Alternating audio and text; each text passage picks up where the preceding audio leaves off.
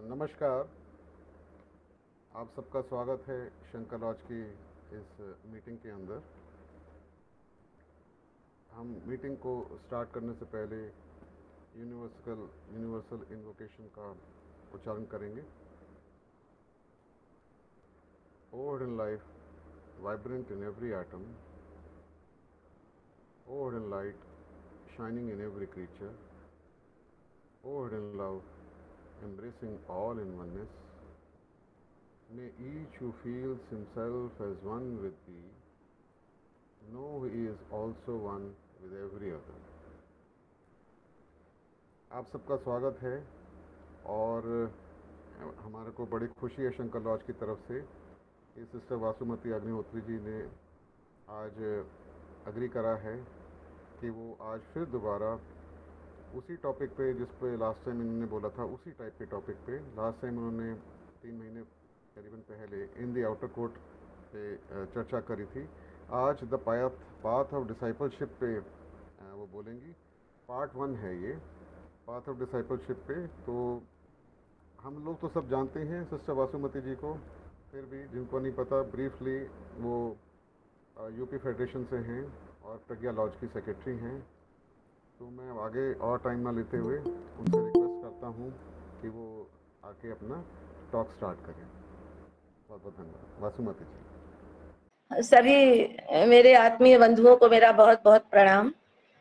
और मैं राजीव गुप्ता जी और राजीव माथुर जी और हमारे शंकर लॉज के जो भी लोग हैं उनको मैं धन्यवाद देती हूँ, आभार व्यक्त करती हूँ कि वो मुझे अपने आप को एक्सप्रेस करने का मौका देते हैं। इसके लिए बहुत आभार। और जितने भी हमारे यहाँ पार्टिसिपेंट्स, मुझे अरविंद जी भी दिखाई दे रहे हैं और उनको भी मेरा बहुत बहुत नमस्कार। तो ये जो पुस्तक है पाथ ऑफ डिसाइपलशिप, इसको हिंदी में मुमुक्ष का मार्ग, ये देखिए अगर आपको हिंदी में पंड्या वैद्यनाथ जी का ट्रांसलेशन है ये मुमुक्ष का मार्ग। और ये आपको ताज्जुब होगा कि इसका पहला संस्करण जो है 1910 में छपा था ये, और उसके बाद फिर 1961 में ये नया संस्करण आया। तो उसी को पढ़कर और उससे जो भी समझ पाई हूँ वो आप लोगों से शेयर करने की मैं कोशिश करूंगी।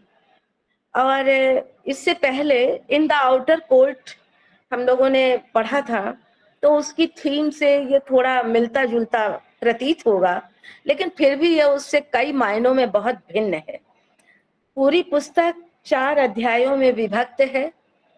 आरंभ की सीढ़ियां पहला चैप्टर, दूसरा है अधिकारी के लक्षण, और तीसरा है शिष्य का जीवन, और चौथा है मनुष्य जाति का भविष्य।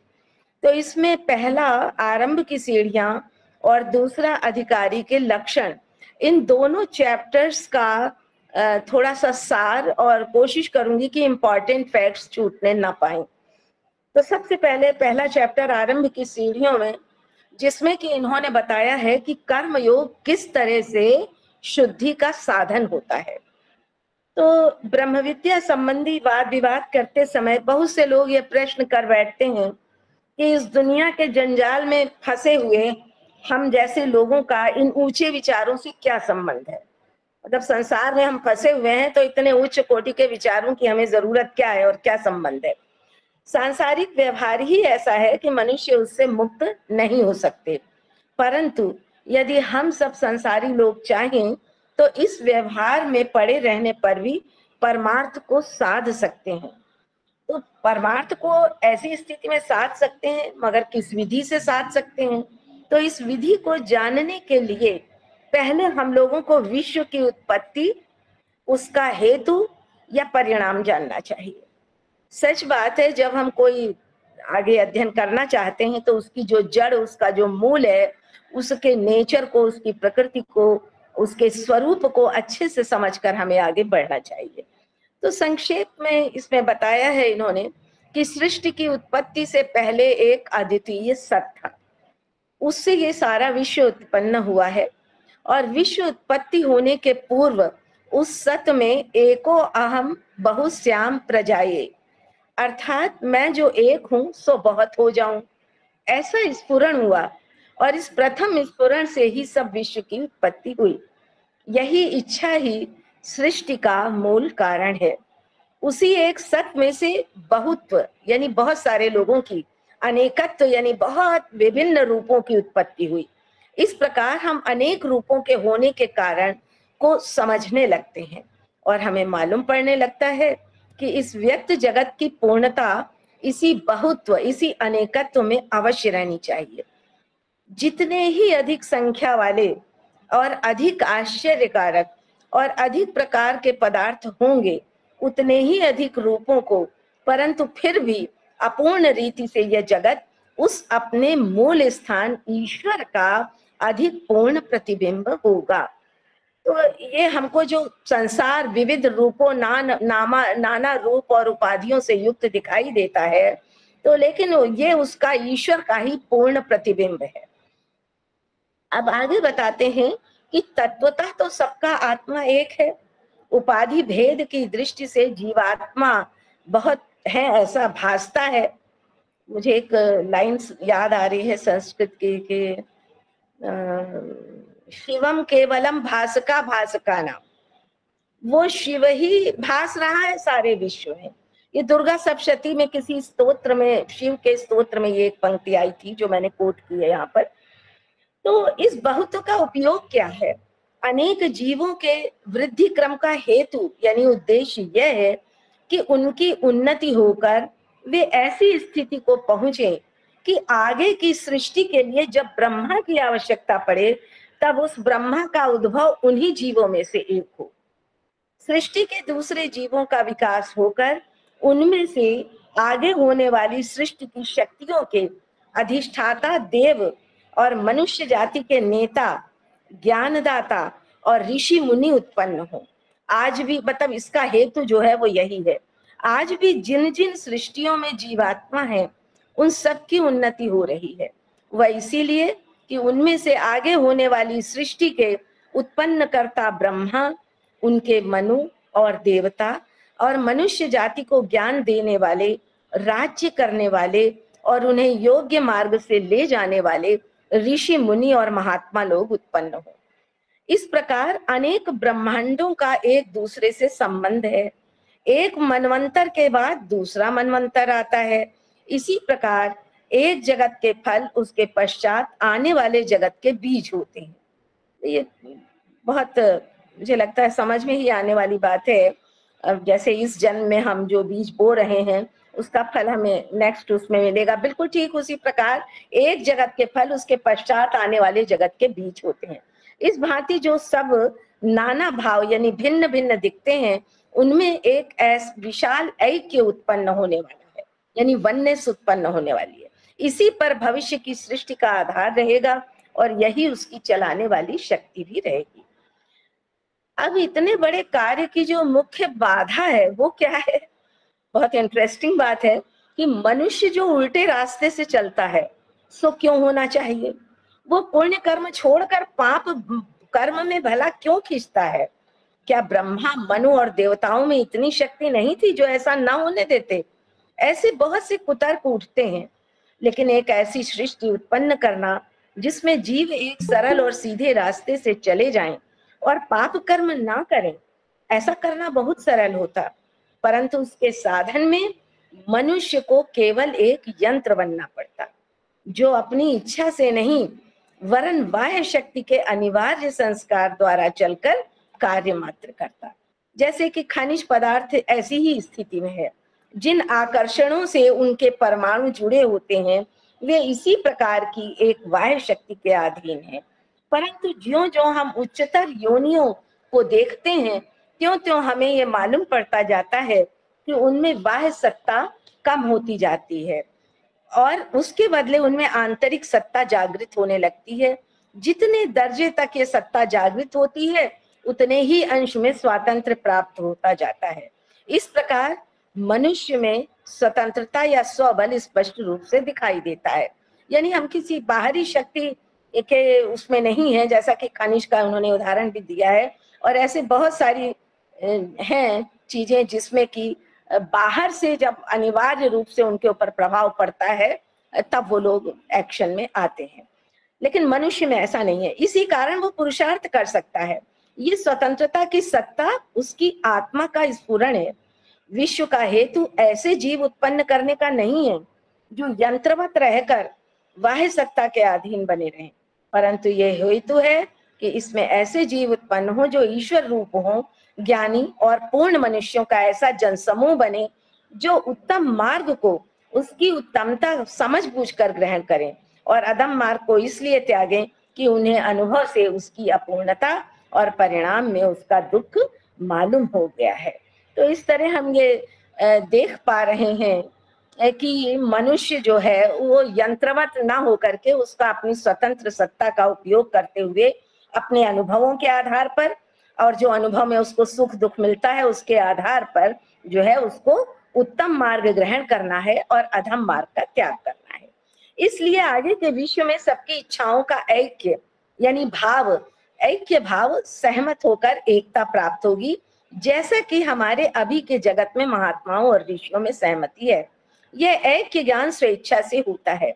हम यहाँ पर इसको थोड़ा सा और जरा बात करेंगे कि जितने भी महात्मा और ऋषि हमारे जिन्होंने रियलाइजेशन मतलब आत्म साक्षात्कार की स्थिति तक पहुंचे हैं, वे विभिन्न प्रकार हो सकते हैं, लेकिन उनकी जो मूल भावना या भगवत संकल्प शक्ति के प्रति जो समर्पण और जो एक सा सोच है वो सभी में एक सा ही होता है। तो यही कह रहे हैं कि ये एक ज्ञान स्वेच्छा से होता है। सभी महात्माओं का एक ही अभीष्ट रहता है, क्योंकि उन सब की इच्छा ईश्वर की इच्छा में लय हो जाती है। उन्हें मालूम हो जाता है कि ईश्वर के इच्छा रूपी नियमों के पालन करने में ही सबका मंगल है, इसलिए वे इसे ग्रहण करते हैं और किसी बाह्य प्रेरणा से नहीं। इस अभीष्ट को प्राप्त करने का दूसरा कोई उपाय नहीं।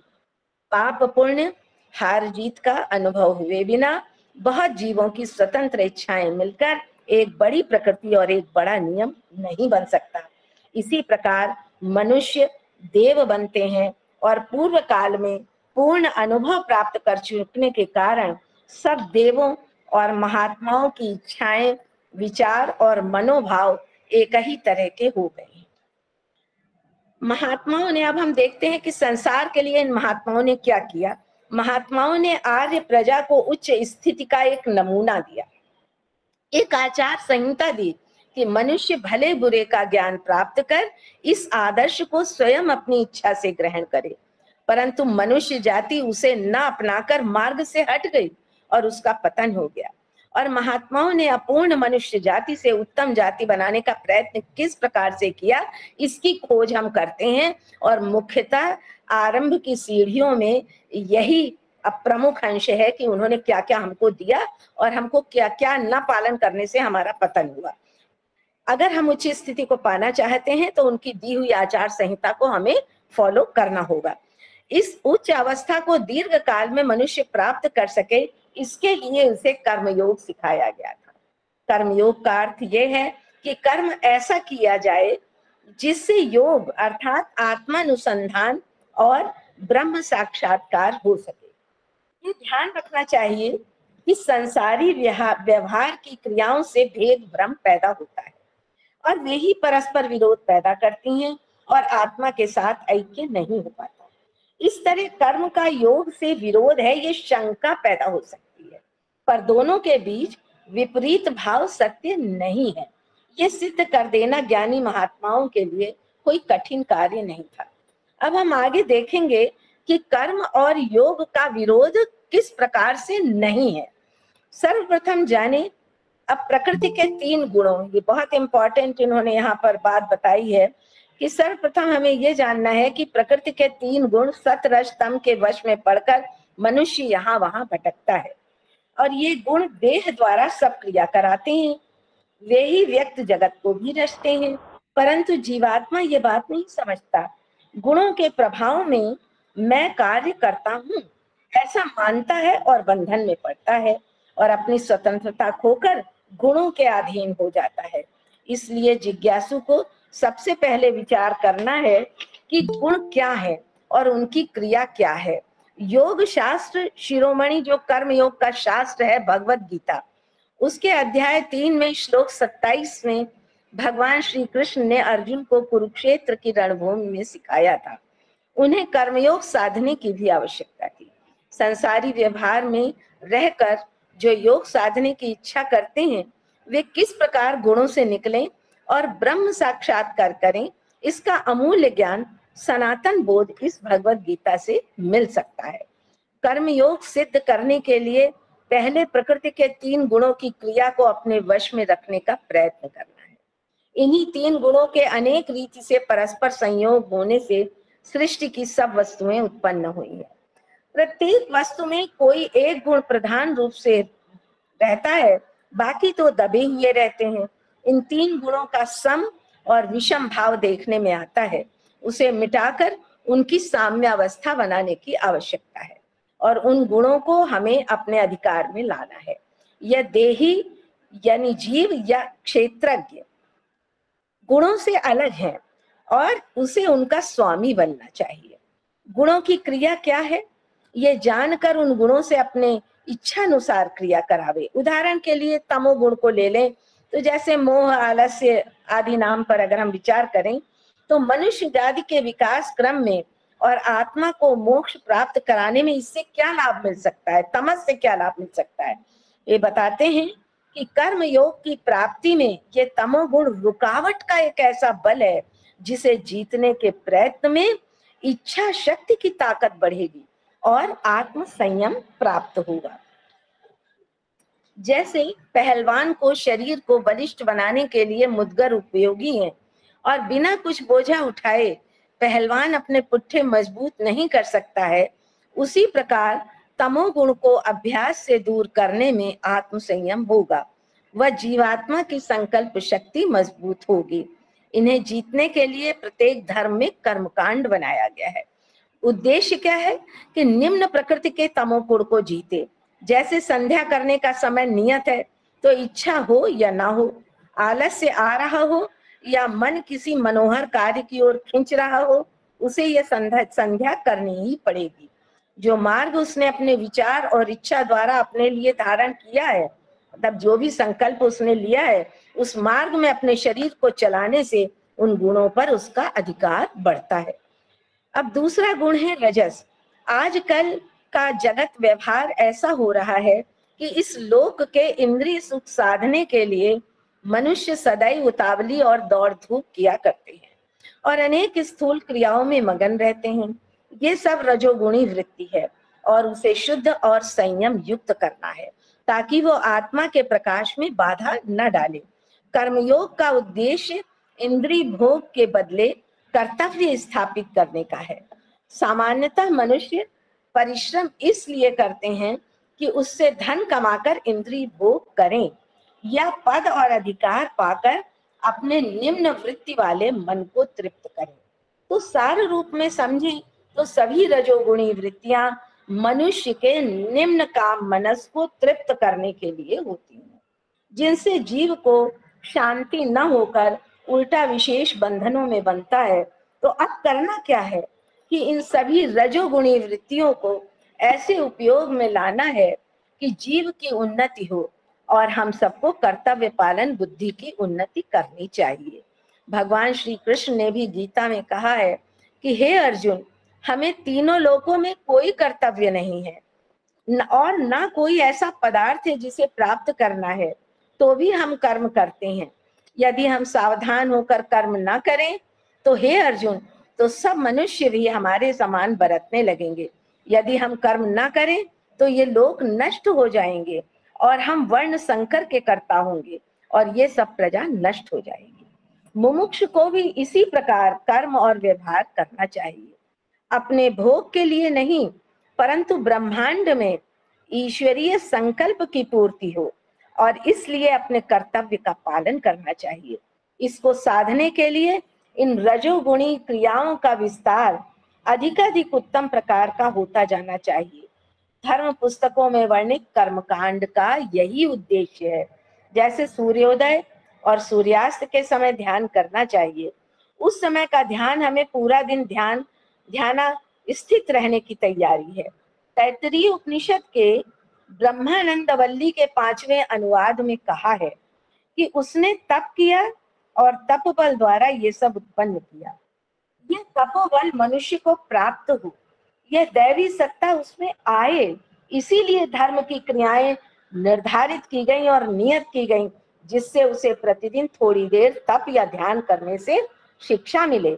उन्नति क्रम में एक ऐसी अवस्था आती है कि वह किसी भी कार्य में मग्न क्यों ना हो, वह सदैव ईश्वर के चरणों में स्थित रहता है। एनी बेसेंट ने भी कहीं लिखा है, मुझे याद आता है, शायद स्टडी इन कॉन्शियसनेस में आया है कि इतना ईश्वर यानी उच्च स्थिति में हायर सेल्फ के साथ उतना तादाद में हो जाता है कि वो कार्य भी संसार के करता रहता है, उसका शरीर कार्य करता रहता है, लेकिन उसका जो ध्यान है वो हमेशा उसी में रहता है और धर्म की क्रियाओं द्वारा यज्ञ की रीति से करना सीखता है। उसका भाव ये है कि सृष्टि के हर विभाग से जो सहायता हमें मिलती है उनका ऋण इन यज्ञों से चुके। उनका ऋण इन यज्ञों से चुके और वह इस ऋण को चुकाना अपना धर्म समझता है। लेकिन ऋण के भाव से देना अपूर्ण यज्ञ है। जब जिज्ञासु अपना सर्वस्व विषय के लिए खुशी से समर्पित कर देता है तब वह पूर्ण यज्ञ है। जब मनुष्य इस स्थिति को पहुंच गया तब उसका योग सिद्ध हो गया और कर्म योग से जो ज्ञान मिलना था वह उसे मिल गया। अब जहां तक सत्व गुण का प्रश्न है, बहुत सारे कई व्यक्ति ऐसे दिखाई देंगे जो वो बहुत सारे उच्च और नैतिक गुणों को अपना चुका होता है, लेकिन बस उसकी दृष्टि अध्यात्म की ओर होनी होती है। कभी कभी हम देखते हैं कि हमें बहुत ही सज्जन, बहुत ही विनम्र, बहुत अच्छे लोग मिलते हैं, लेकिन वो आध्यात्मिक नहीं होते। यहीं पर थोड़ा सा आध्यात्मिक व्यक्ति और सज्जन व्यक्ति में थोड़ा अंतर दिखाई देता है, लेकिन उसकी तैयारी रहती है और वो फिर अध्यात्म की ओर जब उसका चला जाता है तो उच्च आत्मा से उसकी ओर कदम बढ़ जाते हैं। इस स्थिति तक पहुंचने के लिए 5 महायज्ञ नियत किए गए हैं। उनका प्रयोजन क्या था, ये विचार करने योग्य है। प्रत्येक मनुष्य को एक व्यक्ति रूप से समस्त विश्व का ऋण कैसे चुकाना है और यह इन 5 महायज्ञों के विचार से दिखाई देगा। पहला आता है देव यज्ञ। वो कहते हैं इस ऋण को चुकाने के लिए मनुष्य को चाहिए कि प्रकृति से जो कुछ पोषण के लिए लिया है उतना उन देवताओं को लौटा दें जो पृथ्वी की कार्य प्रणाली को जारी रखते हैं। इसलिए सिखाया गया कि आहुति अग्नि में डालें, क्योंकि अग्नि देवताओं का मुख है। अग्निर्मुखा वै देवाः। इसका यथार्थ अर्थ ये है कि सृष्टि में पूर्ण या न्यून चेतना वाले अनेक पद के देवता हैं और इस विशाल देव सेना के प्रत्येक विभाग के अधिष्ठाता संपूर्ण जगत में सत्ता रखने वाले बड़े देव होते हैं। इस प्रकार पृथ्वी, जल, अग्नि, वायु, आकाश, इन 5 तंत्रों में से प्रत्येक के अधिष्ठाता देवों की सत्ता के नीचे बहुत सारे देवगण रहते हैं और अग्नि को देवमुख इसीलिए कहा है कि अग्नि में होम किए हुए पदार्थ का रूपांतर होकर वह सूक्ष्म रूप हो जाता है और उससे विश्व देवताओं की आज्ञा अनुसार सृष्टि कार्य करने वाले छोटे देवगणों की तृप्ति होती है। इस प्रकार मनुष्य इन देवगणों का ऋण चुकाता है और इसीलिए भगवान कृष्ण ने कहा है कि देवताओं को तुम तृप्त करते रहो और देवता तुम्हारा पोषण करते रहेंगे। प्रारंभ में धर्म का आदेश मानकर ग्रहण किया गया, परंतु बाद में आंतरिक उद्देश्य को न समझकर वह इन क्रियाओं को मूढ़ विश्वास समझने लगा, परंतु विज्ञान की उन्नति होने पर वह उनके गूढ़ अर्थ को समझने लगा। विज्ञान पहले जड़वाद की ओर झुकता है, परंतु उन्नति होने पर आत्मा की ओर जाने लगता है। तो जो कुछ ऋषि आत्मज्ञान की भाषा में कहता है उसे वैज्ञानिक विज्ञान शास्त्र की भाषा में कहता है। इस प्रकार ज्ञान की उन्नति से पुराना धर्म उपदेश सिद्ध होता है। तो ये देव यज्ञ था। दूसरा है पितृ यज्ञ। अपने पूर्वजों ने जो जगत की उन्नति करने में योगदान दिया उस ऋण को मानना, उसकी उपकार स्मरण बुद्धि रखना और उनका मान रखना, ये इस यज्ञ का अर्थ है। उनका ऋण हमें चुकाना चाहिए। तीसरा ज्ञान यज्ञ आता है। ज्ञान प्राप्त कर अज्ञानियों की सहायता कर सकें, उनकी स्थिति में सुधार आ सके ताकि उनमें भी आत्मविकास के लिए ज्ञान पैदा हो। चौथा है मनुष्य यज्ञ। अतिथि को दान देना, भूखे को भोजन कराना, ये सब मनुष्य यज्ञ के अंतर्गत आता है। इससे मनुष्य जाति की सेवा का भाव और सब में एकत्व का भाव उत्पन्न होना, ये उन्नति के प्रधान कारण है।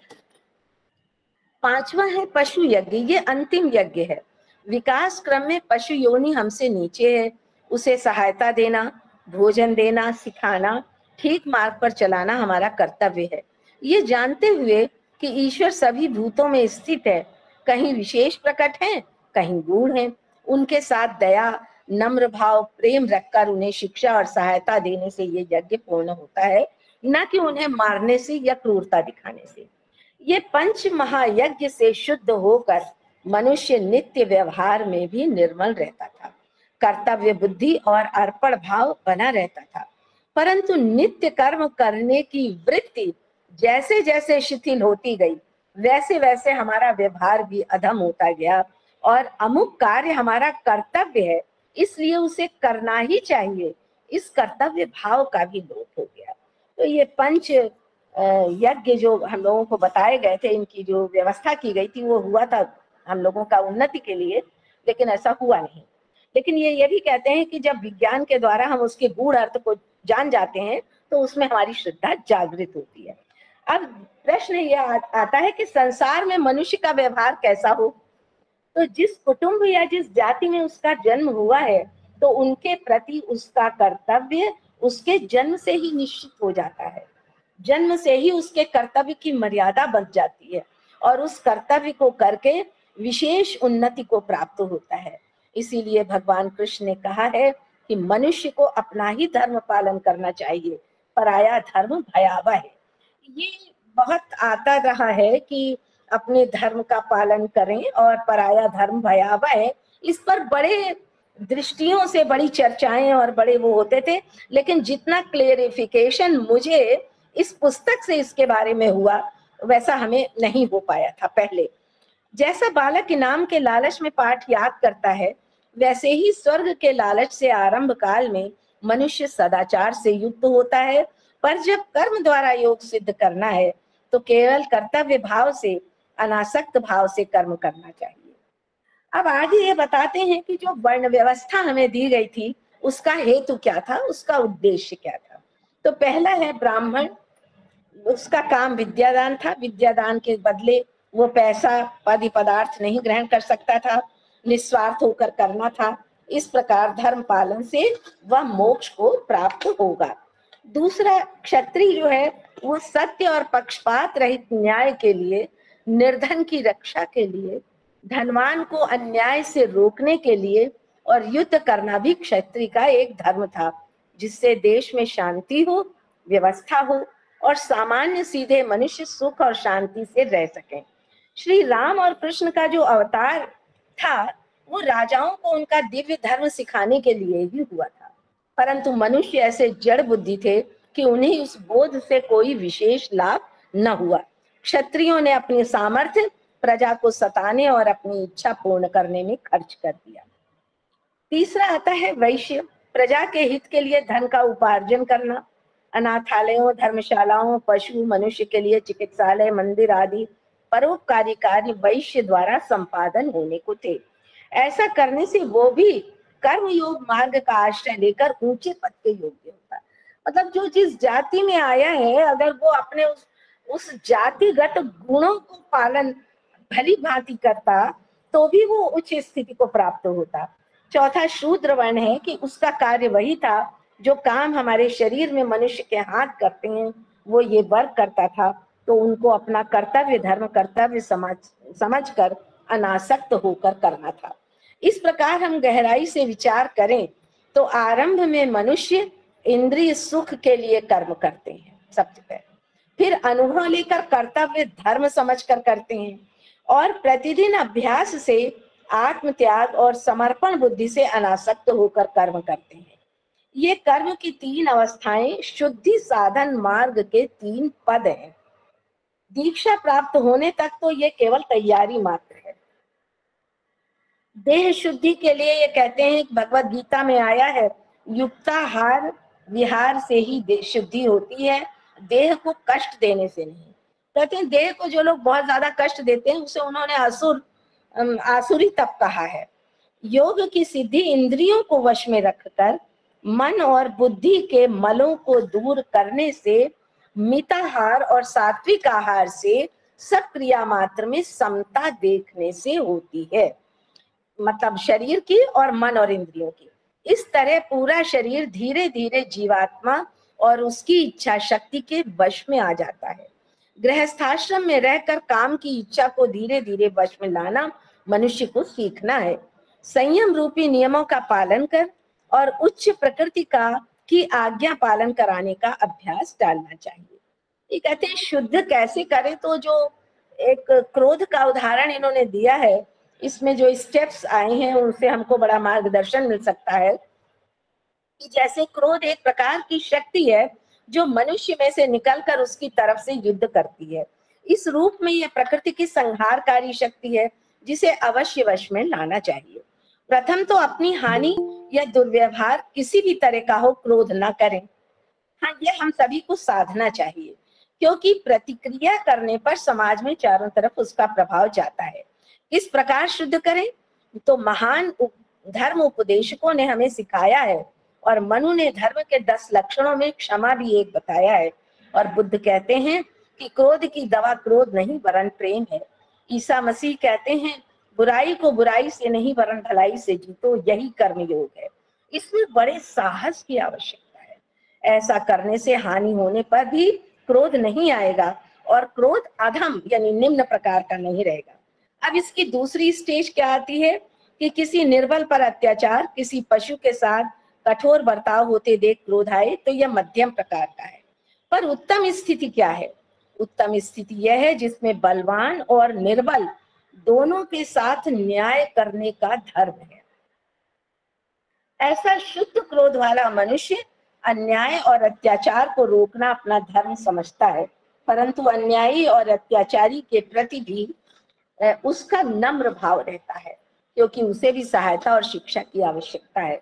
एनी बेसेंट ने कहीं लिखा है, देखिए, कि उन अत्याचारी के प्रति उनको अधिक सिंपैथी रहती थी, क्योंकि वो बिल्कुल नहीं जानता है कि वो आगे के लिए अपने लिए किस नर्क का निर्माण कर रहा है। तो ये शुद्धि संसार में रहकर मन के सब विकार कर्मयोग के माध्यम से शुद्ध करना चाहिए। योग मार्ग क्या है? हम सब चाहते हैं कि हमारा जीवन सुधरे, हम सभी आत्मा का सुख प्राप्त करना चाहते हैं। भगवान कृष्ण ने भगवत गीता के 14वें अध्याय में गुणातीत के जो लक्षण कहे हैं वे आप सभी जानते होंगे, परंतु स्मरण रखने के लिए हम फिर से दोहरा लें। गुणातीत जानता है कि सब क्रियाओं को गुण ही करते हैं और गुणों से परे उस एक तत्व को भी जानता है। गुणों को कार्य करते हुए देखता है और जब वे नहीं हैं तो उनकी इच्छा भी नहीं करता।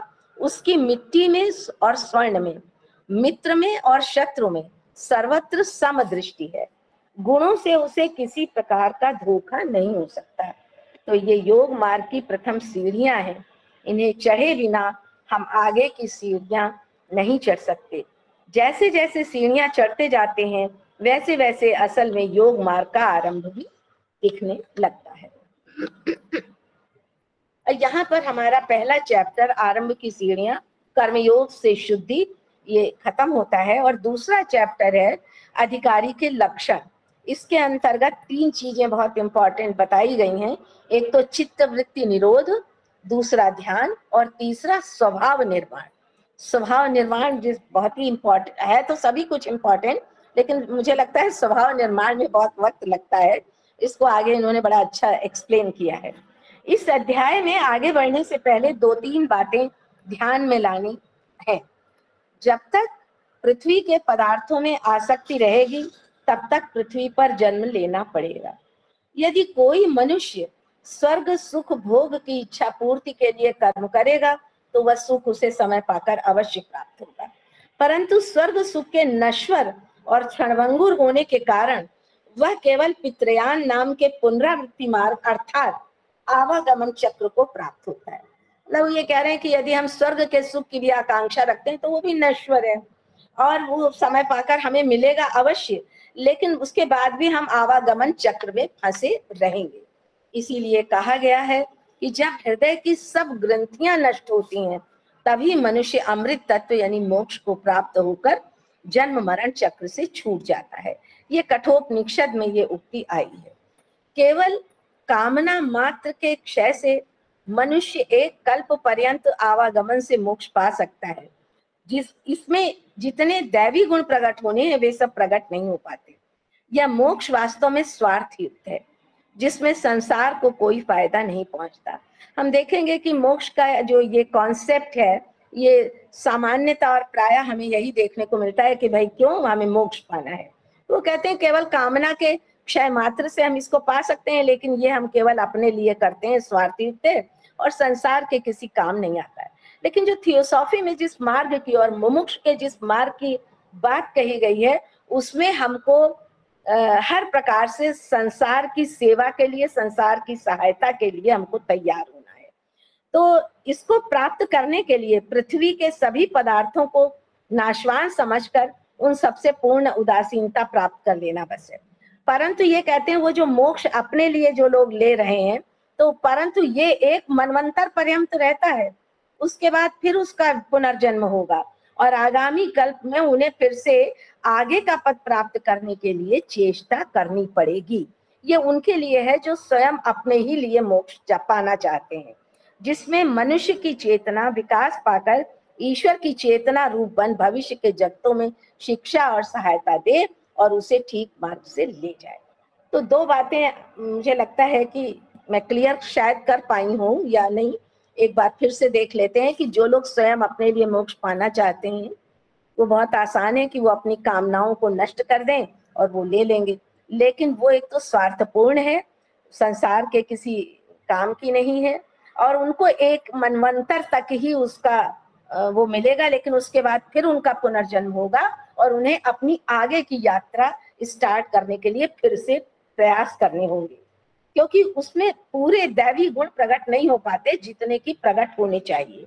अब हम लोग ज्ञानवान और निस्वार्थी जीवों का विचार करेंगे जो आवागमन से बचने के लिए कामना के बंधन को नहीं त्यागते वरन अधिकारी बनकर मुमुक्ष मार्ग को ग्रहण कर मनुष्य जाति के सहायक, शिक्षक और रक्षक बनकर सारे जगत को ज्ञान दे सकें और उन्हें आगे बढ़े हुए महात्माओं से मिला दें। इस मुमुक्ष पद का वर्णन पृथ्वी के सभी धर्मशास्त्रों में है। कई उपनिषदों में गुरु का वर्णन किया गया है और होनहार शिष्य को उनके ढूंढने और प्राप्त करने की विधि भी बताई गई है।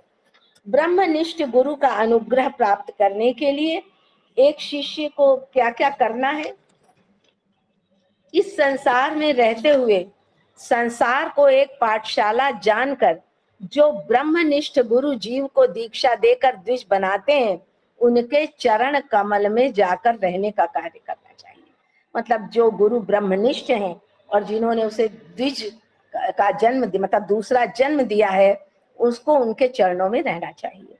द्विज शब्द का असल अर्थ यह है कि द्विज ने सच्चे गुरु से सच्ची दीक्षा रूपी दूसरा जन्म ग्रहण किया है, परंतु आजकल इस सच्ची दीक्षा का चिन्ह केवल नाम मात्र की दीक्षा रह गई है। असल में दीक्षा तो पूर्व काल में मिलती थी जो ब्रह्मनिष्ठ महान गुरु महात्मा देते हैं, परंतु अधिकार असल में मनुष्य जाति मात्र के एकमात्र बड़े दीक्षक से आती है। आजकल भी लोगों को वह मार्ग कभी कभी प्राप्त होता है जिसको उपनिषदों ने छुरे की धार, सरीखा, पैना, कठिन और दुर्गम मार्ग कहा है।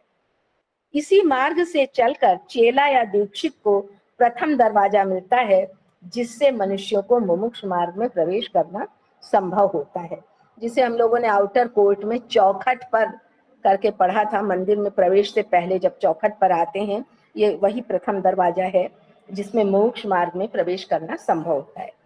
इस मार्ग में प्रवेश करने के लिए किन किन साधनों की आवश्यकता है? इनमें से प्रथम साधन चेला या दीक्षित को पहले ही प्राप्त कर लेना चाहिए और वो क्या है? मन का संयम या चित्त वृत्ति निरोध। मन या चित्त क्या है और इसका निरोध करने वाला कौन है? साधारण मनुष्य जब हम कहता है या हम जानते हैं तो उसका अर्थ जागृत अवस्था की चेतना से रहता है। खोज में यह भूल हमें मालूम पड़ जाती है परंतु भूल को जानकर भी तत्व ज्ञान की बात करते समय तो वे उसे स्वीकार कर लेते हैं, परंतु सांसारिक व्यवहार में उसके अनुसार आचरण नहीं करते हैं। कहते हैं जब भी हम इसके बारे में कुछ चर्चा करते हैं या खोज करते हैं तो तत्व ज्ञान के रूप में बात करते हैं तो हम सिद्धांत रूप में स्वीकार कर लेते हैं, लेकिन जब सांसारिक व्यवहार में आचरण की बात आती है तो हम उसको फॉलो नहीं करते हैं। तो मन संयम या चित्त वृत्ति निरोध को समझने के लिए संसार रत मनुष्यों के आत्म संयम मतलब अपने को वश में रखना, वह थोड़ा विचार कर लेंगे और उससे हमको यह भली भांति दिखाई देगा कि ये आत्म संयम मुमुक्ष या दीक्षित शिष्य के मन संयम से बहुत हल्का है। बहुत बड़ी बात कही है, मैं भी उसको नहीं जानती थी, जब इसमें स्टडी किया तब मुझे क्लियर हुआ कि आत्म संयमी अपने सभी कामादि मनोविकारों से मन बड़ा प्रबल है, तो निम्न प्रकृति से उसकी उच्च प्रकृति यानी बुद्धि विचार शक्ति और इच्छा शक्ति विवेक अधिक बलवान है। परंतु आत्म संयम से भी बढ़कर संयम जिज्ञासु को चाहिए। तो आत्म संयम का मतलब यह है कि हम भावनाओं और विचारों के लेवल पे एग्री ना भी हो किसी बात से, लेकिन स्थिति में अपने को शरीर को कंट्रोल करके मैं कोई रिएक्शन नहीं दे रही हूँ, इसको हम आत्म संयम कह देंगे। लेकिन ये कहते हैं कि जो मन का संयम है वो इससे भी ज्यादा बड़ा है और वो हमको यानी जिज्ञासु को चाहिए। तो कितने दृढ़ संकल्प का वो है और कितने कमजोर संकल्प का है ये भी इसमें पता चलता है। वो कहते हैं दृढ़ संकल्प वाला लालच या कठिनाई के प्रसंगों पर पूर्व अनुभव के उपयोग से विवेक से युक्त होकर कर्म करता है, इसे हम दृढ़ संकल्प वाला कहेंगे। और दृढ़ जो कमजोर पड़कर विवेक की बात नहीं मानकर सांसारिक व्यवहार में बह जाते हैं उन्हें हम कमजोर कहेंगे। तो ये कहते हैं कि इससे हमें उनकी अंतरात्मा की उन्नति का पता चल जाता है। अब ये आत्म संयमी व्यक्ति विचार में जो क्रिया शक्ति है उसका अनुभव प्राप्त करता है। ये कैसे आगे यही आत्म संयमी व्यक्ति आगे कैसे बढ़ता है, तो वो कहते हैं कि इस क्रिया शक्ति का अनुभव प्राप्त करता है। वो जानने लगता है कि मन से भिन्न कोई और वस्तु जो मन को औजार की भांति उपयोग में लाती है, मन का निग्रह उसे कठिन लगने लगता है। उसके विचार बाहर जाते हैं, वह बाहर से उसके मन में आते हैं और जैसे जैसे उसका ज्ञान बढ़ता जाता है वैसे वैसे उसे मालूम पड़ने लगता है कि कोई अदृश्य शक्ति है जो विचारकर्ता में से निकलकर दूसरों के मन पर असर पैदा करती है। एक और महत्वपूर्ण सिद्ध बात यहाँ कही गई है कि विचार किसी उच्चरित शब्द या लिखित संदेश के बिना भी एक मस्तिष्क से दूसरे मस्तिष्क में पहुंच सकता है। जरूरी नहीं है कि हम उसे शब्दों का जामा पा जाए, अर्थात जैसे ही किसी भाव का स्फुरण होता है वो उसके अंदर कुछ दृश्य और स्पर्श के वाइब्रेशंस या कंपन होते हैं जिससे शब्द उच्चारण के बिना भी दूसरे पदार्थ कंपित हो जाते हैं। या देख हमको ज्ञान होने लगता है। जैसे सराय में लोग रात भर आकर ठहरते हैं वैसे ही बहुत करके लोगों के मन में बाहर से विचार आकर कुछ समय के लिए ठहर कर निकल जाते हैं और ये लोग अपने मन में घुस आने वाले विचारों में अपनी तरफ से बहुत कम विचार मिलाते हैं। हमें चाहिए कि इच्छित विषय पर ही विचार करें और उसी पर स्थिर रहें और उसे ही पूर्ण करें। यहाँ एक बात शेयर करना चाहते हैं कि एक इंस्टेंस में मैंने देखा कि दो महिला मित्र थीं, एक ही जगह पे कहीं रह रहे थे। ये सामने का केस है मेरे। और उस महिला के एक के मन में किसी दूसरी महिला ने जो उनसे प्रश्न किया उस प्रश्न में उनके अंदर रिएक्शन हुई और रिएक्शन में उनको तो कुछ नहीं कहा लेकिन उन्हें मन में क्रोध आया। तो उनके क्रोध के प्रभाव से वो महिला बहुत ऑर्डिनरी सी सीढ़ी थी और वहां वो गिर पड़ी और उनको बहुत चोट आई। तो पहली महिला भी चूंकि ऐसा नहीं था, वो भी ज्ञान प्राप्त करने के मार्ग में थी, उनको ये समझ में आ गया कि ये उनकी जो क्रोध का जो एक रिएक्शन जो आया है उसके परिणाम स्वरूप ये हुआ, तुरंत वो उनकी सेवा में जाकर लग गई। तो यहाँ पर जो कहा गया है कि विचारों या शब्दों का जामा पहनाना जरूरी नहीं है। हमारे उठे हुए भावों में भी स्पर्श की और दृश्य की वाइब्रेशंस होती हैं जो जाकर व्यक्ति को बता देती हैं। और यही वजह है कि दो लैंग्वेज एक न होने पर भी दोनों एक दूसरे के उसको समझते रहते हैं, अंडरस्टैंड करते रहते हैं, ऐसा मुझे समझ में आता है। आप लोग इस पर विचार करेंगे। मन में बाहर से हाँ, ये लोग अपने मन में विचारों को अपने बहुत कम विचार, हाँ, हमें चाहिए कि इच्छित विषय पर ही विचार करें और उसी पर स्थिर रहें और उसे ही पूर्ण करें। इस मार्ग पर चित्त निग्रह, मन का ऐसा संयम, दूसरों के विचार हमारे मन में न प्रविष्ट हो, ये उपयोगी क्यों है? इसका कारण ये है कि जो मुमुक्ष के विचारों में विशेष शक्ति उत्पन्न हो जाती है और उसका जीव यानी जो अहम भाव वाला अंतरात्मा है वो बहुत प्रबल हो जाता है। इसलिए अंतरात्मा द्वारा चित्त संयम ये दीक्षा का प्रथम नियम है। जिस जीव में विकास वृद्धि होती रहती है वो क्या है? जिसे मन से श्रेष्ठ कहा और जिसमें इच्छा शक्ति और मन को संयम करने की शक्ति उत्पन्न होती है वो जीव क्या है? तो इसमें उन्होंने उदाहरण देकर समझाया है कि किसी स्थान की वायु में पानी की भाप इतनी अधिक समाई हुई है, वायु इतनी गर्म है कि पानी अदृश्य रूप से है, इसलिए देखने पर वो जगह खाली हवा से भरी हुई दिखलाई पड़ती है। लेकिन यदि कोई रसायन शास्त्री उसमें से थोड़ी वायु को किसी पात्र में लेकर उसे धीरे धीरे ठंडा करे और शून्य स्थान में पहले धुंधला सा कोहरा या बादल दिखाई पड़ने लगेगा और धीरे धीरे वो कोहरा अधिक घना और विशेष ठंडक पाने पर वहां पर पानी की एक बूंद दिखने लगेगी। तो जीवात्मा के बनने की क्रिया को समझाने के लिए यह एक स्थूल उदाहरण है। इसी प्रकार एक अदृश्य आत्मा से सारे जगत का प्रादुर्भाव होता है। एक धुंधला बादल सा प्रकट होता दिखता है जो जम जाने के कारण आसपास की वायु से अलग होकर अंत में एक व्यक्ति रूप जल बिंदु बन जाता है और इसे हम लोग एक अलग निकला बूंद कहने लगते हैं।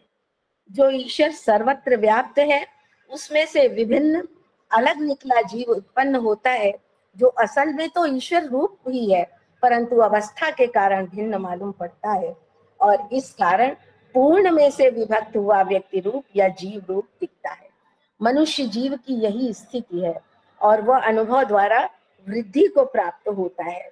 जिसे हमने पूर्व में मन या चित्त कहा है वह इस जीव का एक छोटा सा अंश है जिसे वह जीव इस जगत में भेजता है। जीवात्मा इस स्थूल जगत में अनुभव प्राप्त करने के लिए अपना एक अंश फैलाकर मरण काल में फिर उसे वापस खींच लेता है और प्राप्त हुए अनुभव से भोजनवत पोषण पाता है। इस जीव अंश को मन कहते हैं, वह जीव का ही एक भाग है। हम नाम की जो चेतना है वह मन से और साधारण लोग जिसे बुद्धि कहते हैं उससे ऊंची है। सब पूर्व जन्मों द्वारा उपार्जित ज्ञान और अनुभव इसी उच्च चेतना में एकत्रित हैं। चेतना बढ़ाने के लिए, नया अनुभव प्राप्त करने के लिए हम अपना कुछ भाग विज्ञानमय कोश में से जिसे हम अहंकार युक्त चेतना इस स्थूल जगत में भेजते हैं, प्रत्येक जन्म में हमारी जागृत अवस्था में ठीक मार्ग से हमें ले जाने की चेष्टा करता है, जिसे हम अंतःकरण, पुण्य विवेकनी बुद्धि भी कहते हैं। वह इसी जीवात्मा का निर्देश है जो प्रतिपल हमारा पथ प्रदर्शन करती है। अब ये कहते हैं मन संयम कैसे करना, तो इसमें पूर्व में भी बहुत चर्चाएं होती रही हैं और मैं HPV का व्यवहारिक आत्मविद्या है और thought powers culture and control है, इसमें बहुत सारा विशद वर्णन है इसका, सभी उन स्टेप्स को जानते हैं। इसलिए फिर भी अर्जुन के पूछे जाने पर कृष्ण ने वैराग्य और अभ्यास बताया था। अभ्यास से जब संयम आ जाए और मन कुछ स्थिर होने लगे तब दूसरा पद समाधान या ध्यान का है। विचारों में स्थिरता और एकाग्रता ये हम जब नियमित प्रयत्न ध्यान का करते हैं तभी हो पाता है। ध्यान दो प्रकार का हो सकता है, भक्ति विषयक और ज्ञान विषयक। दीक्षा पद के लिए प्रयत्न करने वाले जिज्ञासु को दोनों प्रकार का ध्यान करना चाहिए। गुरुदेव या इष्ट पर ध्यान करने से उनके कुछ गुण मुमुक्ष में झलकने लगेंगे। मन की क्रिया शक्ति का ये एक फल है कि मनुष्य जिसका विचार करे उसी के जैसा बन जाता है। दृढ़ इच्छा से मन गुरुदेव में मन लगाने से चित्त शांत होगा, आत्मरूपी सूर्य का प्रकाश झलकने लगेगा और निज अनुभव से शिष्य जान लेता है कि मन की चेतना से अंतस की चेतना बड़ी है, उसे आत्मदर्शन होता है और जागृत अवस्था में भी आत्मा के अनुभव का ज्ञान बना रहेगा। अयम आत्मा ब्रह्म, तत्वमसि, सर्वम खल्विदम ब्रह्म जैसे महावाक्यों का अर्थ सहज ही उसकी समझ में आने लगता है और अनवरत और दृढ़ता पूर्वक अभ्यास से देह और वृत्तियों के अपने अपने कार्य में लगे रहने पर भी हम वाली चेतना उच्च पद पर स्थित रहेगी, तभी जिज्ञासु दीक्षा योग्य होता है। अब तीसरा आता है जो स्वभाव निर्माण है। इसमें ध्यान के दूसरा प्रकार जो है ज्ञान विषयक, इससे धीरे धीरे अपनी प्रकृति या स्वभाव को उत्तम बनाना है। भगवत गीता के 16वें अध्याय में दैवी संपत्ति में कहा गया है, दैवी संपत्ति है, कुछ गुणों का जिक्र किया गया है उसमें कि हे पांडव, तू दैवी संपत्ति सहित उत्पन्न हुआ है, ये गुण हमारे अगले जन्म में प्रगटे, इसलिए हमको चाहिए कि उन्हें हम इस जन्म में अपने में एक एक करके आत्मसात करें। तो जो दैवी संपत्ति को प्राप्त करने की इच्छा रखता हो, उसे चाहिए कि इन गुणों को एक के बाद एक लेकर उन पर ध्यान करके और व्यवहार में उन पर आचरण करके उनको अपनी प्रकृति में दृढ़ करे। क्योंकि हम कितना ही मानसिक लेवल पर सोचेंगे, अगर हम आचरण में उसको नहीं उतारेंगे तो हम किसी भी तरह से सफल नहीं हो सकते। ये गुण दीक्षा प्राप्त करने के लिए आवश्यक है। एक उदाहरण लेना जरूरी है, जैसे शुचिता का, पवित्रता। हम में कोई भी अशुद्ध विचार ना आने पावे, मन, वाणी और कर्म तीनों में हम शुद्ध रहें। ब्राह्मण के यज्ञोपवीत के जो 3 सूत्र हैं, उनका भी यही अर्थ है कि वो मन से, वाणी से, कर्म से शुद्ध और पवित्र रहे। तो कर्म में सावधानी पूर्वक करें, वाणी में कुछ भी अशुद्ध और कठोर और अप्रिय वाणी ना बोलें। और हमें याद होगा कि मार्ग प्रकाशनी में आया है कि जब हम ये सब संयम कर लेंगे तभी हम गुरुदेव के समक्ष खड़े होने योग्य होंगे। तो विचारों के स्तर में बहुत ज्यादा जागरूकता की जरूरत है, क्योंकि गुरुदेव को वो भी दिखता है जो हम स्वयं नहीं समझ पाते या हम जस्टिफाई कर देते हैं। सत्य और धैर्य का भी उदाहरण दिया गया है। गुणों का प्रकटीकरण एकाएक नहीं हो जाता, समय लगता है और कष्ट साध्य भी है, सो धैर्य नहीं खोना चाहिए। हम किसी गुण का संग्रह करते हैं वह अनंत काल के लिए है, इसलिए संग्रह कार्य में धैर्य रखना ही योग्य है। गुण संग्रह में मनन करना और उपयोग करना पर्याप्त नहीं है, दोनों को साथ लेकर चलना है और प्रतिदिन करना चाहिए, तभी हमारी उत्तम प्रकृति बन सकती है।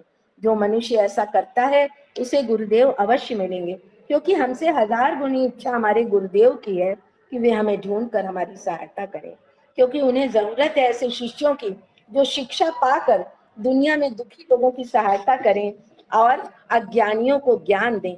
असल में तो हम ही ने अपने हृदय का दरवाजा बंद कर रखा है, दूसरा कोई खोल नहीं सकता। गुरुदेव प्रतीक्षा करते हैं कि फाटक खुले तो हम अंदर जाकर प्रकाश करें। अब वो कैसे देख पाते हैं? जो कि कौन तैयार हो गया है शिष्य या नहीं, तो जो जिज्ञासु दीक्षा योग हो गया है वो दुनिया के अंधकार में प्रकाशमान दिखता है और महात्माओं का ध्यान उसकी तरफ उसके प्रकाश से आकर्षित होता है। तो तैयार होना हमारा काम है। मन, संयम, ध्यान, दैवी संपत्ति के जो साधन है उनका संग्रह करें, तभी वे प्रकट होंगे और बिना उसके वे प्रकट नहीं हो सकती।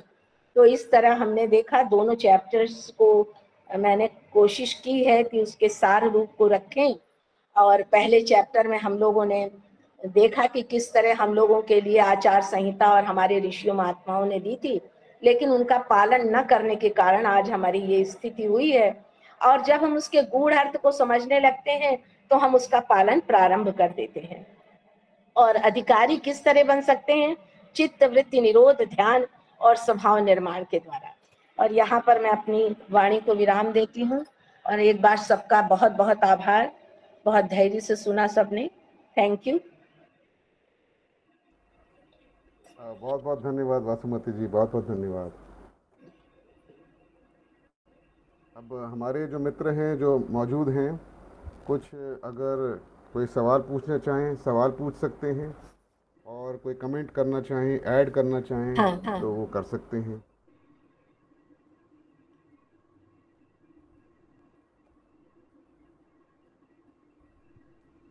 सभी को मेरा प्रणाम। सिस्टर वसुमती जी मेरा बहुत बहुत प्रणाम। Doctor doctor Rajiv Gupta sir. नमस्कार नमस्कार अरुण जी जी। जी जी जी जी प्लेटफॉर्म के माध्यम से बहुत दिनों बाद दर्शन हो रहे हैं आपके। हम्म, जी सिस्टर, मैं थोड़ा सा बोलना चाहता था, ऐड करना चाहता था। जी जी जी बिल्कुल। ये अपना जो वॉइस ऑफ साइलेंस जो बुक है, हाँ हाँ हाँ हाँ उसमें हाँ कहीं मैंने पढ़ा था कि मन को हाँ सत्य का हंता बताया है। हाँ बिल्कुल बिल्कुल। और उसका हमको विरोध करना चाहिए, विरोध, क्योंकि वो बहुत इंपॉर्टेंट चीज है। मेरे को बहुत, बहुत अच्छी लाइन लगी थी वो, हाँ कि इसका हनन करो, हंता का। हाँ हाँ बिल्कुल ठीक है, बिल्कुल सही है, बिल्कुल हनन ठीक नहीं है। करेंगे तो आपका योगश चित्तवृत्ति निरोध नहीं होगा। हाँ बिल्कुल ठीक। और जो तीन जो चेतना की, कॉन्शियसनेस की जो पोजीशंस हैं तीनों, हाँ द हॉल ऑफ इग्नोरेंस, हाँ हाँ हाँ hall of learning hmm, and hall of wisdom, hmm, अगर इन तीनों का हमको गुजरते हुए अगर परम सत्य को पहुंच जाएंगे, तो आज का जो सब्जेक्ट है मुमुक्षत्व, हाँ तो हम बिल्कुल पा लेंगे। बिल्कुल। नहीं, ये बहुत मेरा बहुत धन्यवाद, आपने बहुत अच्छा ऐड किया है। हाँ, लेकिन जो पुस्तक में जो चीजें थी मैंने उसी को कोशिश करी थी, बहुत और बहुत लेकिन आनंद आपने उसको आया, ऐड करके उसको वजन और बढ़ा दिया है। Thank you. बहुत आनंद आया आज, बहुत आनंद आया। Thank you very much Arvind ji. और कोई हमारे साथी?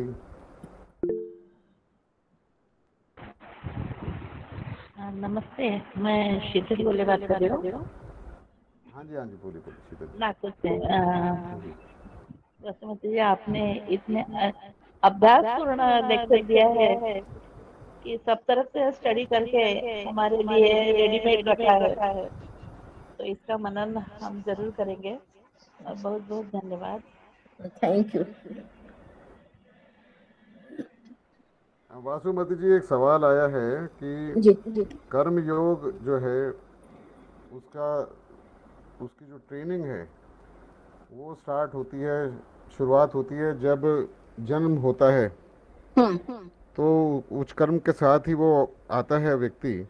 तो इसको कैसे और आगे बोला जाए, इसके ऊपर बात करी गई है कि किस तरीके से इसको हम समझें।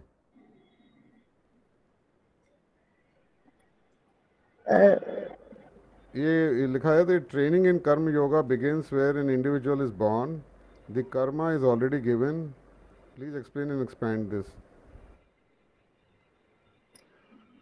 मेरे ख्याल से जो इनका मतलब है वो ये है कि भाई कर्म योग जो हमारे पास ऑलरेडी जो कर्म प्रारब्ध से हमें मिला है, और जब हम स्टार्ट करते हैं तो हम कैसे उसको अपने जहाँ हम स्थित हैं वहाँ से हम कैसे इसको आगे चालू करें, जो मुझे समझ में आया है। हाँ, ये मुझे मुझे ऐसा लगता है, मैं अपना विचार दे रही हूँ कि जी जी जिस प्रारब्ध कर्म की सीमाओं में हमें जन्म दिया गया है, जिस भी परिवार या जाति या समाज में या देश में, उसी उसको ही बहुत अच्छी तरह कर्तव्य कर्म समझते हुए अनासक्त भाव से अगर हम उसको करने का अभ्यास करेंगे तो मेरा डेवलपमेंट जरूर होगा, ऐसा मैं इस किताब से समझ पाई हूँ। जो भी कर्म आपको दिया गया है, आप किसी भी वंश में पैदा हुए, किसी भी वही इसीलिए दिया गया है, आपको डेवलपमेंट के लिए दिया गया है। तो जिन सीमाओं में आपको पैदा किया गया है, तैनाती प्रभु ने संसार में की है, तो उसी में आपका डेवलपमेंट है। उसको बस कैसे करना है ये देखने की बात है। अगर अपने स्वार्थ को हटाते हुए दूसरों के वेलफेयर की भावना से और प्रेम पूर्वक अगर हम उसको मुदिता का विशेष महत्व है, तो उसके इस तरह से करें तो मुझे लगता है कि डेवलपमेंट ही के लिए है, ऐसा मुझे समझ आता है। बाकी आप लोग बताएं। जी जी जी। नवीन पांडे जी भी अपना हाथ खड़ा करें। नवीन जी, आप कुछ बोलना चाहते हैं?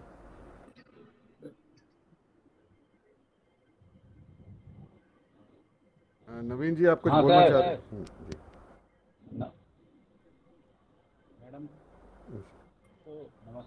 मैडम को नमस्ते। बहुत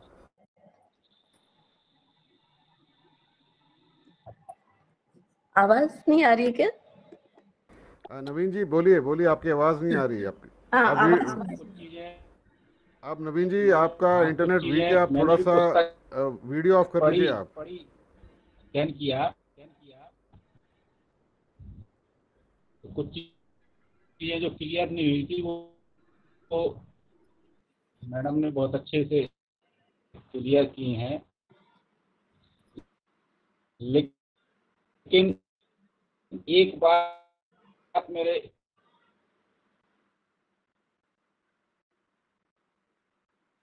आवाज कुछ नहीं आ पा रही है। हेलो नवीन, आप ये वीडियो बंद कर दो तो शायद आपका सही चल जाए, जैसा राजीव जी कह रहे हैं। क्या शिखर है अभी मौजूद? क्या शेखर आए थे अभी, शेखर आए थे। अच्छा नहीं, अच्छा। हाँ नहीं, आवाज आ रही है पांडे जी, आवाज आ रही है। आप क्या नाम है, थोड़ा अपना वीडियो ऑफ कर दीजिए तो शायद अच्छे से नेट चल जाए। नेट में कुछ गड़बड़ी आ रही है। हेलो, हाँ, आवाज ब्रेक हो रही है नवीन। हेलो, हाँ अब ठीक है, बस बोलिए। आवाज आ रही है मैडम? हाँ आवाज आ रही है, आपकी आवाज आ रही है। अब बोलिए। आवाज आ रही है मैडम? जी जी जी। हेलो, हाँ बोलिए बोलिए, अब आ रही है आवाज। आपको सुनाई दे रही है हमारी आवाज? हेलो नवीन। तो मेरे मन में एक प्रश्न आ रहा है कि हाँ दे रही है, आपकी आवाज आ रही है जी। हेलो, इस पुस्तक में जैसे बताया गया है हाँ। कि महात्माओं का ध्यान जिज्ञासु के प्रकाश से आकर्षित होता है, जी मतलब जी जी। चित्त वृत्ति का के निरोध। तो मेरा एक सवाल है मैडम आपसे कि क्या चित्त की वृत्तियां भी पूर्व जन्म के अनुसार होती हैं क्या, प्रकाशित? नहीं तो चित्त तो देखा जाए तो भाई हमारे ही विज्ञान में कोश का संसार में भेजा गया एक अंश है वो।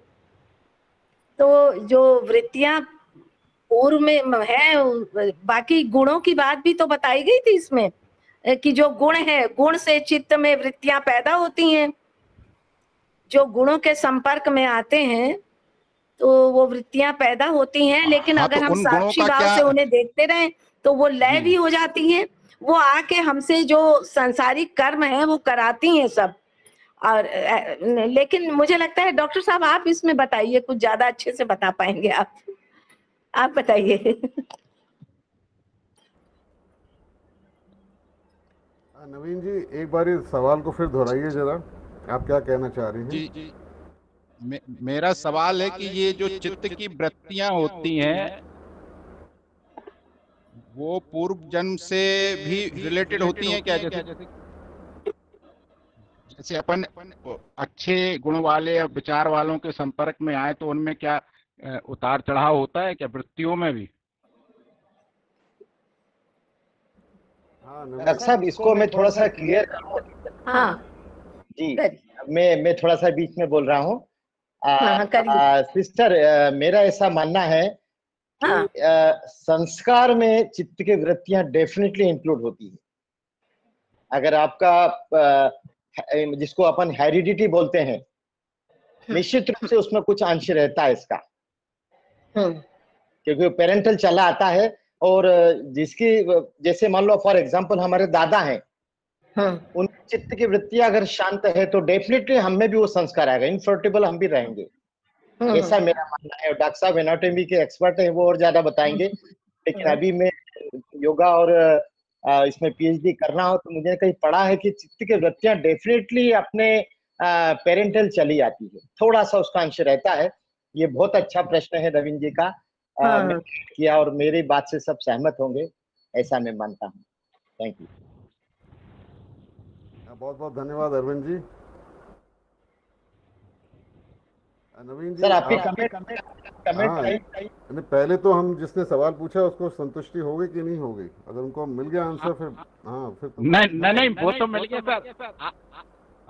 आपकी मोहर लगना, आप वो नरवणे जी ने जो बताया वो मेरे भी आ रहा था, लेकिन मैं उसकी ऑथेंटिकता, मतलब आपसे प्रमाणिकता चाहता हूँ कि ये क्या है। यस सर, यस बिल्कुल। देखिए, चित्त की जो वृत्तियां हैं वो तो हमारे पिछले जन्मों से होती ही हैं। क्योंकि हम जो कैरी फॉरवर्ड कर रहे हैं अपने पुराने संस्कार को ही कैरी फॉरवर्ड कर रहे हैं, तो ये तो बिल्कुल सर, रहेंगे। 100% जी जी, तो वो रहेंगी। और हम जिस जिसके भी साथ संपर्क में आएंगे उनका इन्फ्लुएंस भी हमारे पर होता है। तो ये सारी चीज़ें कंबाइन होके आती हैं। तो जो 5 वृत्तियाँ बताई हैं उन पे हमें फोकस करना है और 5 को हमें देखना है, और अभ्यास और वैराग्य से पतंजलि ने कहा है कि उनको हम जो है निरोध कर सकते हैं। तो ये संक्षिप्त में ब्रीफली तो यही आंसर आपको पता ही है वैसे तो नवीन जी।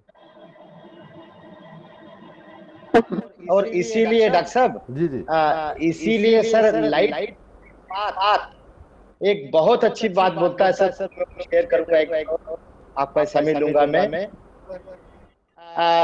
नवीन जी का क्वेश्चन जो था उसको थोड़ा सा आगे ऐड करूंगा।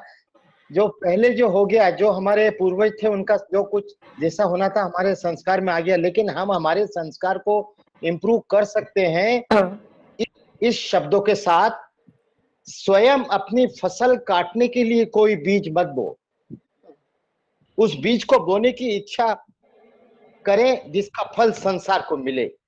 तुम संसार का एक भाग हो, इसको भोजन दो, इसको भोजन स्वयं को अपने भोजन देते हो। सभी प्राणियों के लिए उनके आत्मा की तरह कार्य करने का यही ढंग है। आत्मनिर्भरता का नियम संपूर्ण संसार में काम करता है। यदि दूसरों की भलाई का ध्यान में रखा जाए तो हम विश्व की स्थिति सुधारेंगे और निश्चित रूप से हमारा जो चित्तवृत्ति जो है वो धीरे धीरे शांत होगा। राइट ऑन द पाथ में ये मैंने पढ़ा था जी। Thank you so much. धन्यवाद धन्यवाद। बहुत अच्छा ऐड किया है ब्रदर अरविंद जी। हाँ नरवड़े जी ने, जी जी ठीक है,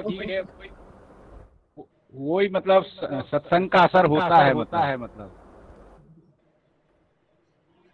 सत्संग का तो असर होता ही है नवीन जी, उसके बिना तो हो ही नहीं सकता काम। जो 4 रास्ते हैं, 4 मार्ग जो लेडबीटर साहब ने बताए हैं, जिनके माध्यम से हम लोग इस रास्ते पे आते हैं अध्यात्म के, उसके अंदर एक ये मार्ग है जिसके अंदर हम उनका साथ रखते हैं जो ऑलरेडी इस मार्ग पे चल रहे हैं या उस पे आगे अग्रसर हैं। तो ये तो सत्संग का तो असर रहता ही है। ठीक है, धन्यवाद धन्यवाद धन्यवाद। मैं एक बार पुनः जो है शंकर लॉज के हमारे ब्रदर राजीव गुप्ता जी और राजकुमार जी धन्यवाद दूंगी कि वो मुझे बीच बीच में अपने आप को एक्सप्रेस करने का अवसर देते रहते हैं। Thank you, thank you. और सारे पार्टिसिपेंट्स ने मेरा बड़ा हौसला बढ़ाया है, उसके लिए उनको भी धन्यवाद। आपका बहुत बहुत धन्यवाद। आप आए और आपने अपना टाइम निकाला और आपने इतना अच्छा हमें बताया। इसका सेकंड पार्ट हम माथुर जी करेंगे शेड्यूल। ठीक है, मैं तैयार करके फिर बताऊंगी। जी जी जी जी जी। और अरविंद जी से भी हम रिक्वेस्ट करेंगे, अरविंद जी अगर आप हैं अभी जी बिल्कुल। हाँ, तो हम आपको भी हम कष्ट देंगे थोड़ा सा बोलने के लिए शंकर लॉज में। तो हाँ, तो हम आपसे बात करेंगे आगे कैसे। मेरा सौभाग्य रहेगा सर, आप तो मेरे अभिन्न है। अच्छा सर, एक विक्रम लॉज का एक मिनट का एक प्लेटफॉर्म से कर सकता हूँ जी जी जी जी जी। सर परमिशन से विक्रम लॉज हमारे जो 10,000 मेंबर हैं इंडिया की किया है कि जो जस्ट लाइक आकर स्टडी करना चाहते हैं, टीएस का लिटरेचर पढ़ना चाहते हैं, यहाँ आके सेमिनार करना चाहते हैं, उनका सबका स्वागत है। जो लोग भी आना चाहते हैं, बहुत बढ़िया बहुत बढ़िया। एक हफ्ते पहले मुझे रजिस्ट्रेशन करा और फीस भी नॉमिनल रखा है 500 पर डे पर मेंबर, उसमें खाना रहना सब। बहुत बढ़िया बहुत बढ़िया। तो अभी 26 लोग बेंगलोर आए थे, ठाणे से 4 लोग आए थे और मुजफ्फरपुर से 4 लोग आए थे।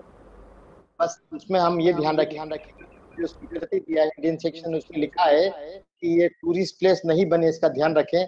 अतः हम जो 10,000 मेंबर है उन्हीं को अलाउ करेंगे, अपना डिप्लोमा नंबर दें और please attend the seminar in study of the theosophical literature. यहाँ बहुत सारी किताबें हैं हमारे यहाँ और सभी, और विक्रम राजा सबका है, तो मुझे आप इन्फॉर्म करें थैंक यू। थैंक यू, बहुत बढ़िया, बहुत बढ़िया, बहुत बढ़िया। तो अगर और कोई हमारे मेंबर, उनका कोई कमेंट, सवाल या कुछ नहीं है तो हम मीटिंग को क्लोज करते हैं। थैंक यू नरवरे जी, आप एक टॉक दीजिए तैयार करके और हमको बताइएगा क्या कब रखना चाहते हैं। बिल्कुल सर। नमस्कार बासुमती जी, बहुत सुंदर, बहुत अच्छा, प्रेरणादायक आपने विचार रखे।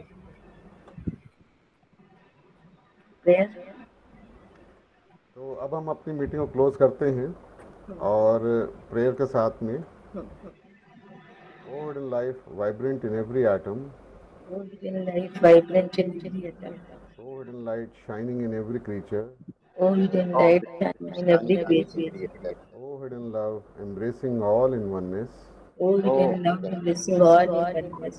may each who feels himself as one with thee May each who feels himself as one with thee know he is also one with every other. know he is also one with every. आप सबका बहुत बहुत धन्यवाद। Thanks. Thank you very much.